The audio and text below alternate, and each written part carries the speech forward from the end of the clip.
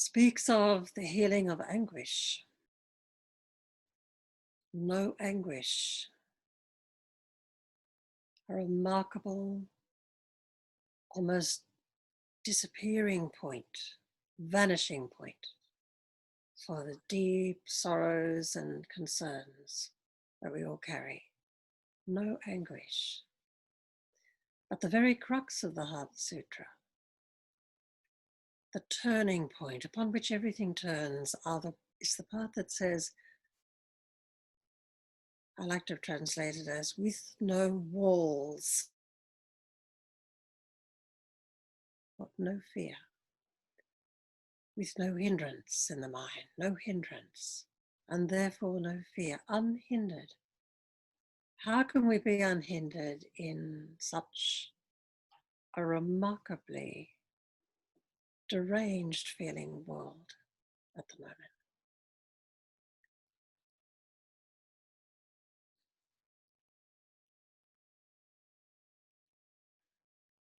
The Jisha's words in the evenings at session, he or she says,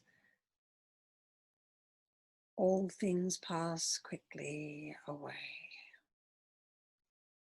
Each of us be completely alert to this fact with no indulgence, complete attention, no indulgence.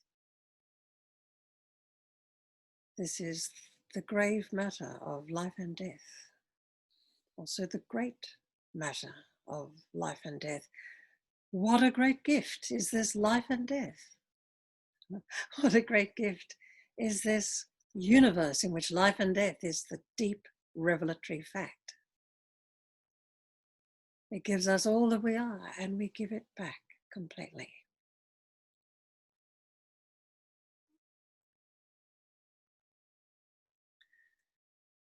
So what I'd like to look into this matter with, is the koan that many of you will have worked with, in fact, some of you anyway, which is, how is it that someone who is wide awake, deeply awake, is sitting on the point of a needle? And how does this come to resolve itself together with the words of the Heart Sutra, which speaks of no anguish?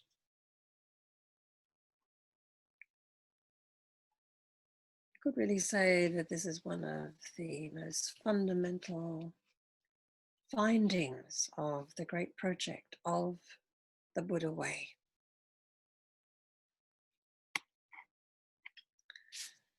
That there is a path all the way through suffering to a place we can genuinely call no anguish.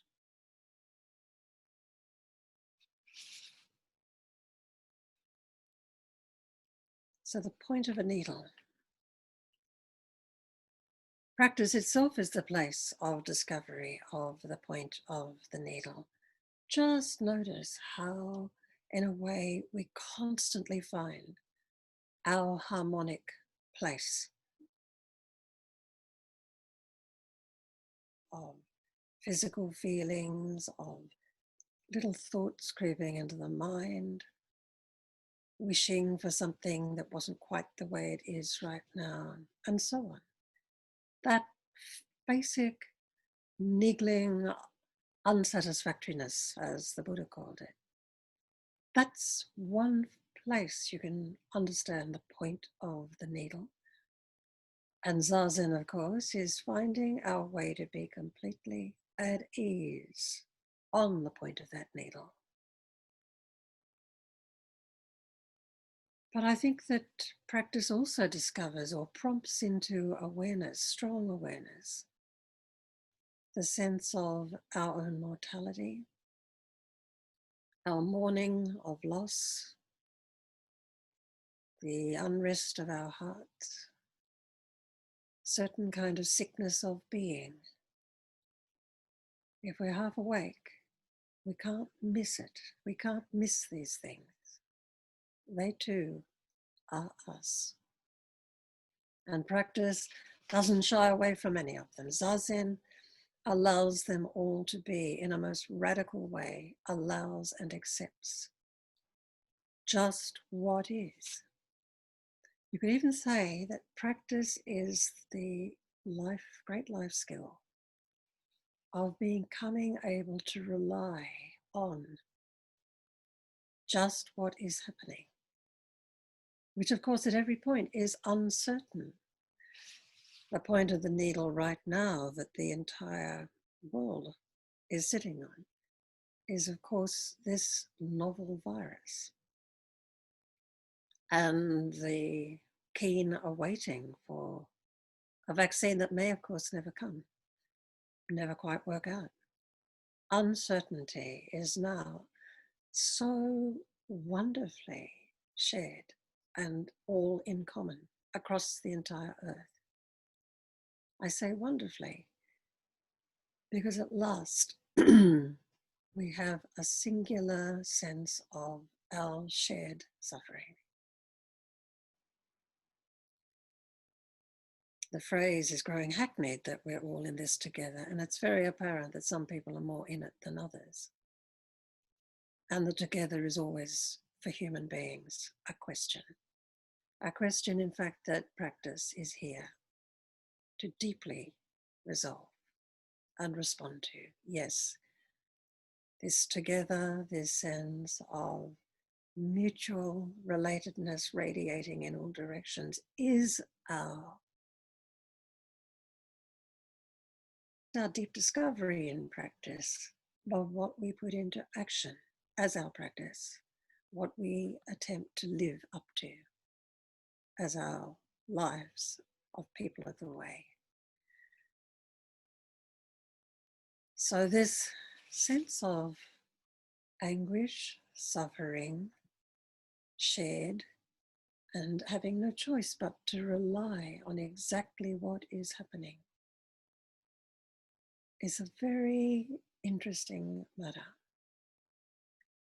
And sitting on the point of the needle is a place to begin to really examine what is this needle and how do we make our home on the point of this needle of uncertainty, of mortality, of loss, of the anguish of not knowing what will happen next and longing to be able to secure that what happens next.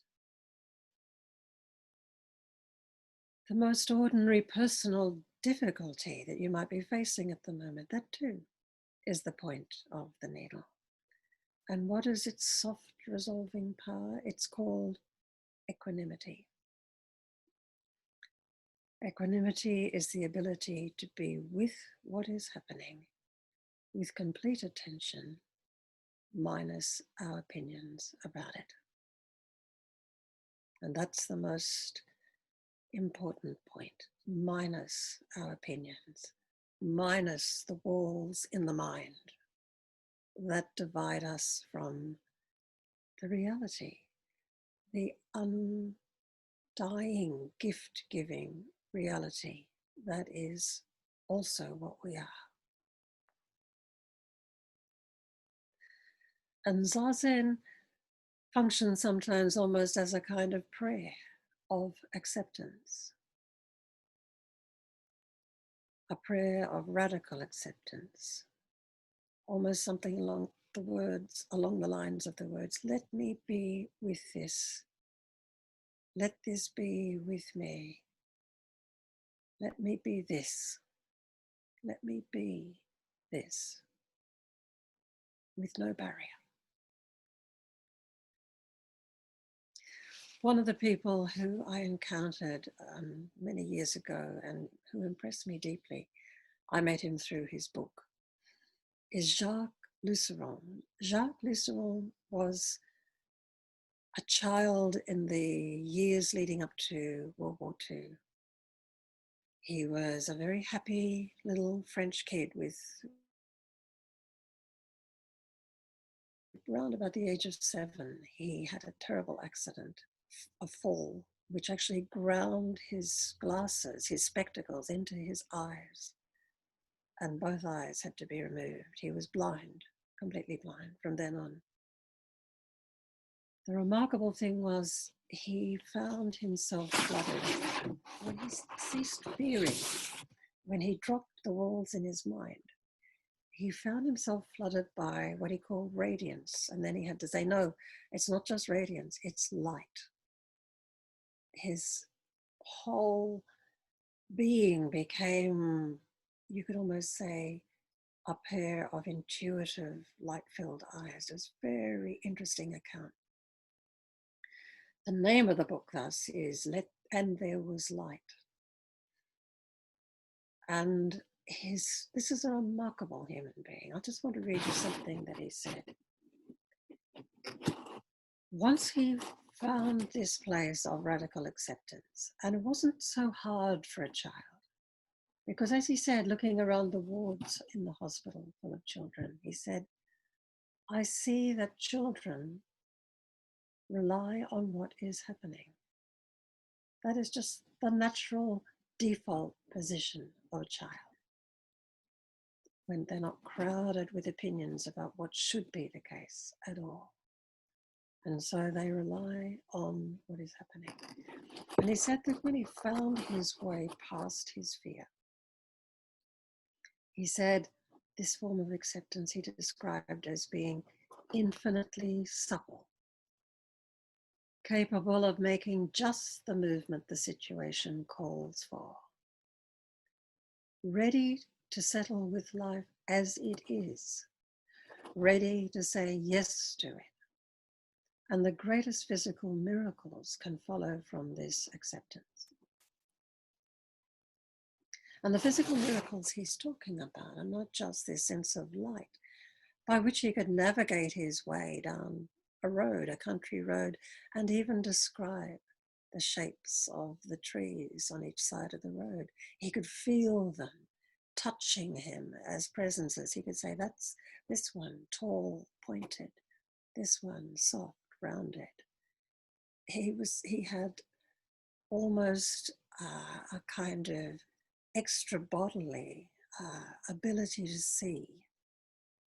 But he also found the most simple things, like picking up an apple and saying, encountering, this is his words, encountering an apple, I didn't even know if I was touching it or it. As I became part of the apple became part of me.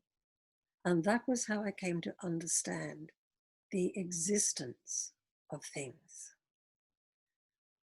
And that might sound like an ordinary phrase, the existence of things. But cast your mind back to those any moments in your days or in sessions, sometimes when awareness is so keen, how you can be stopped in your tracks by something as simple as a half-eaten away gum leaf with little spots of experience all over it, perhaps curved into a half circle. And you bend down and pick it up as a thing of wonder. And you know that this evidence of the entire universe, that part of the universe has just picked up and looked at with your heart completely open, it is here in its own right. Just as the earth is here in her own right. Each thing in its own right. Complete as the entire universe. That completeness is also your completeness, my completeness. And so it is almost as though the existence of something as humble and complete as a leaf, a fallen leaf, or a small pebble can bring us home to our own completeness, which is seamless with all the rest of the completeness.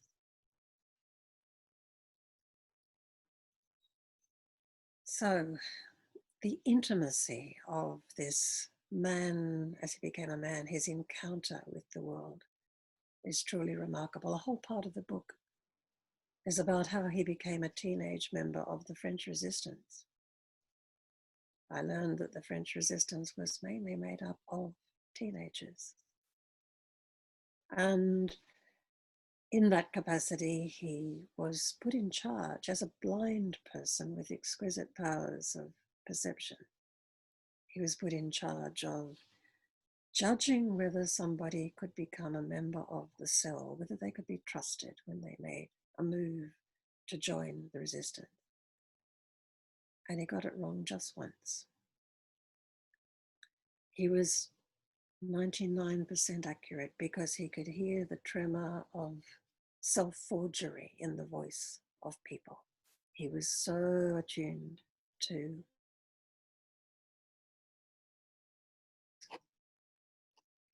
and he got it wrong just once. And in fact, the last part of the book deals with his time in, it wasn't Buchenwald, I think it was Buchenwald, the camp, as a prisoner of war. But I'm not going to deal with that. What I was most drawn to in this book, at least for today, is just to remind us all of his exquisite, and I use this word exquisite because the point of the needle is exquisite, it is sharp, and how that sharpness opened up a remarkable human being completely.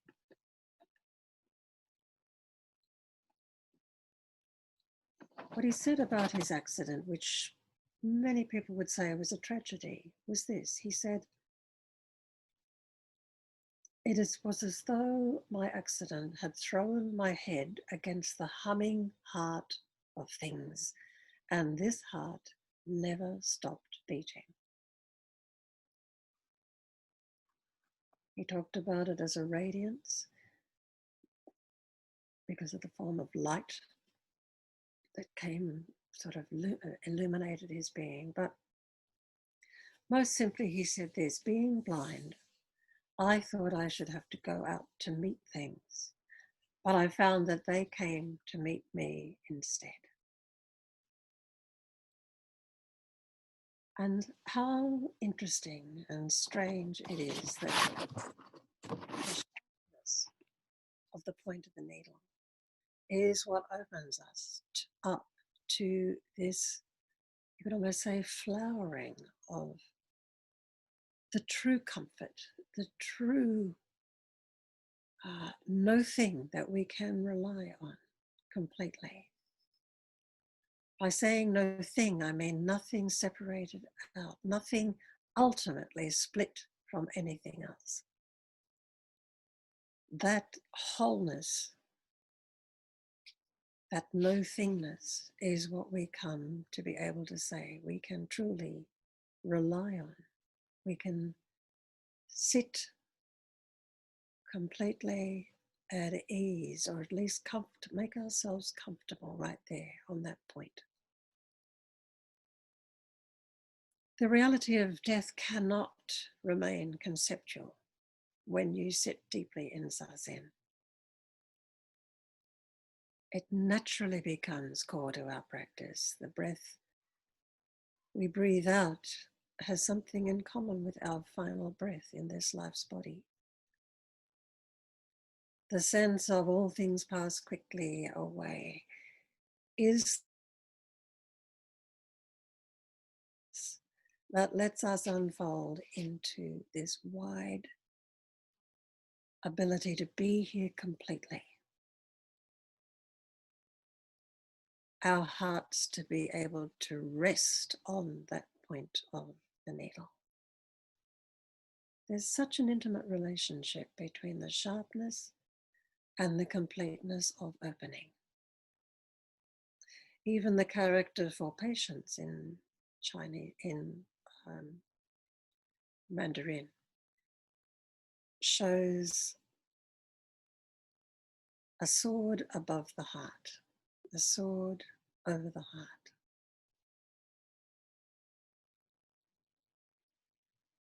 Zazen, if nothing else, is the place where we initiate ourselves into mature patience.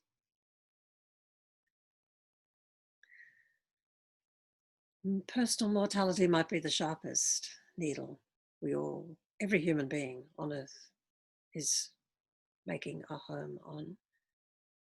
But there's also the great collective difficulty, the great collective suffering of our time, like climate tragedy, like pandemic, and all that it sweeps into being,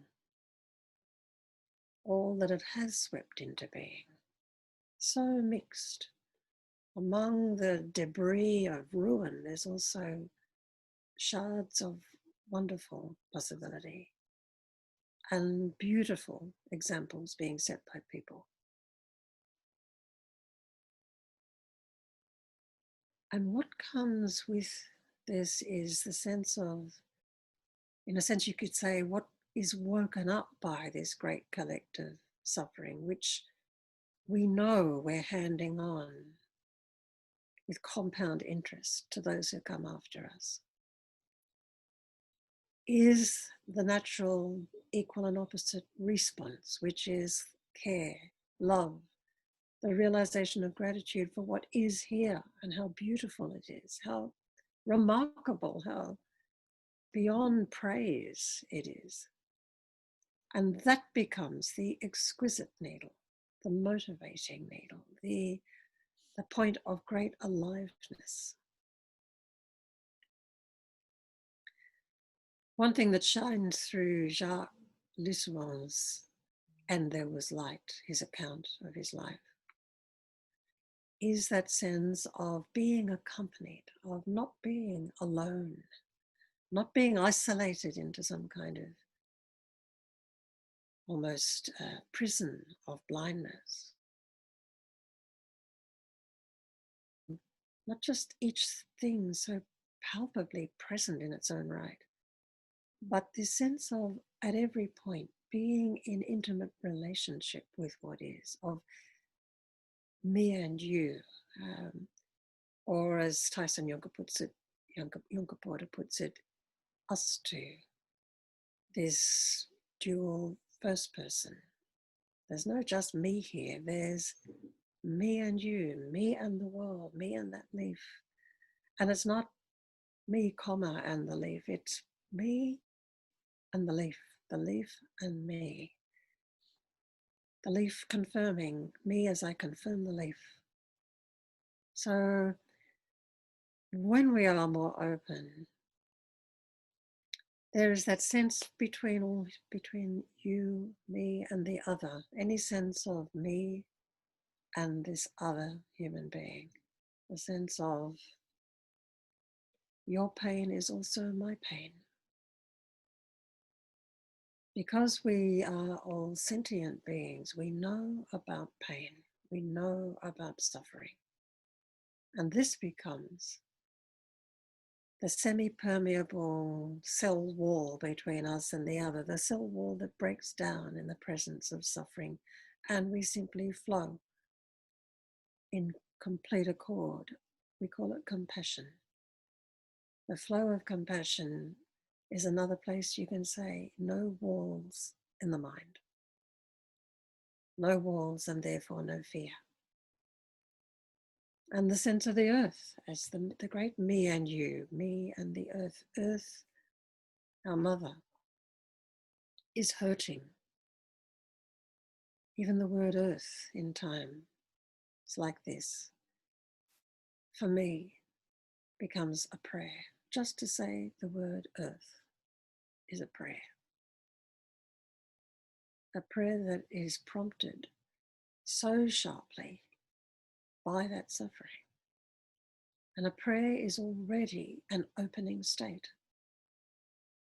A prayer is already those semi-permeable walls of the cell breaking down, admitting the flow, passing across, taking part.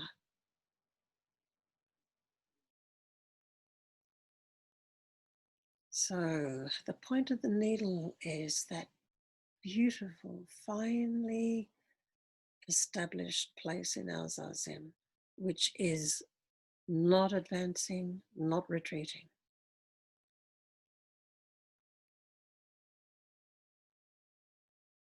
Another person once called it the beautiful daily.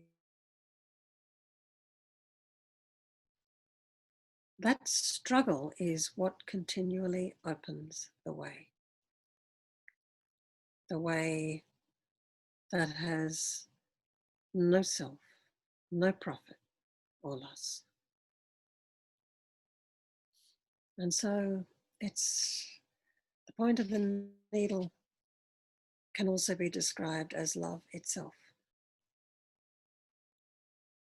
After all, everything that we mourn and suffer for realizes love.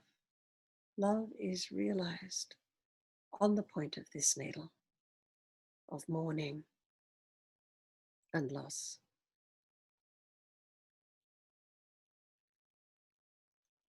So relying on uncertainty, when our attention is more disciplined to be present, then we are simply not so much relying on uncertainty, but relying on just what is happening, which has always been uncertain. That is its nature. It is uncertainty when we stand outside it, when we stand with it, when we make our home in it. It is one thing becoming another.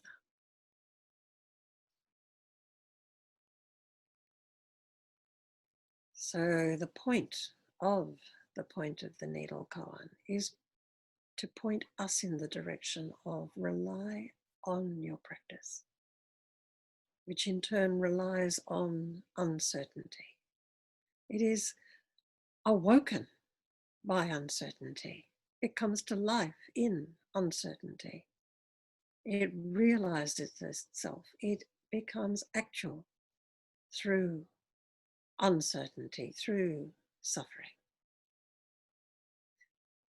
There's a beautiful verse attached to case, I think, 42 of the gateless barrier.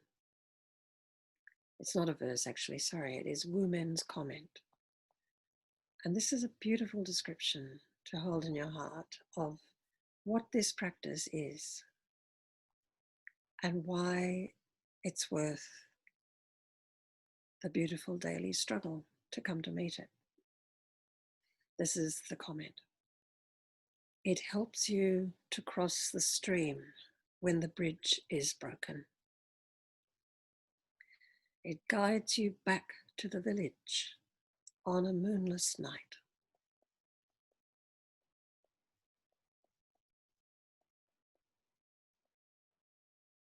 So deepened. They let you, if you let them in, they deepen you. It helps you to cross the stream when the bridge is broken. It guides you back to the village on a moonless night. If you think of the village as the sense of coming back together, getting outside, getting past these little Zoom boxes and back into direct human touch, the village of human connection, the village, the deep community that human beings create, a beautiful thing that we can create.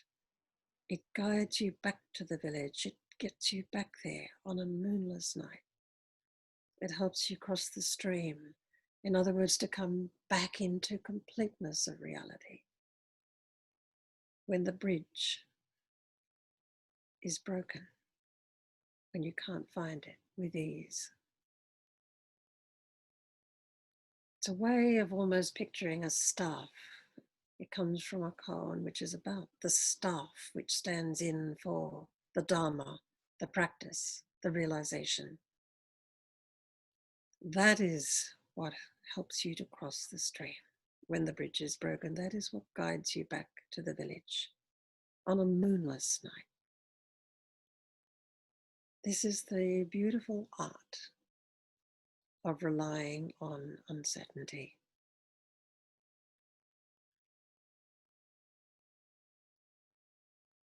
So just to end by repeating Luceron's words, being blind, I thought I should have to go out to meet things.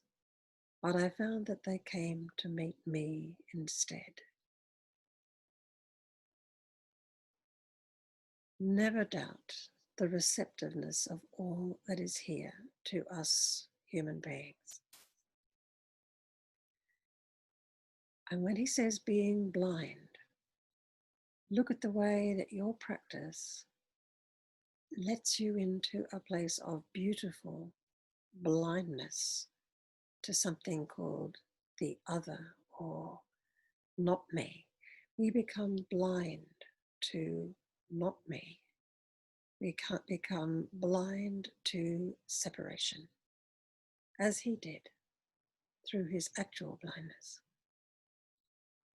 And when we're blind to separation, a blessed blindness, a skillful, maintained skillfully blindness, then we find we do not have to go out to meet things endlessly instead. That's the deep form of relying on uncertainty. That's the confirmation of it. That's the resolution of it. Dogen spoke about it as not going out to confirm the 10,000 things, but becoming available to the 10,000 things, reaching, touching, and confirming you.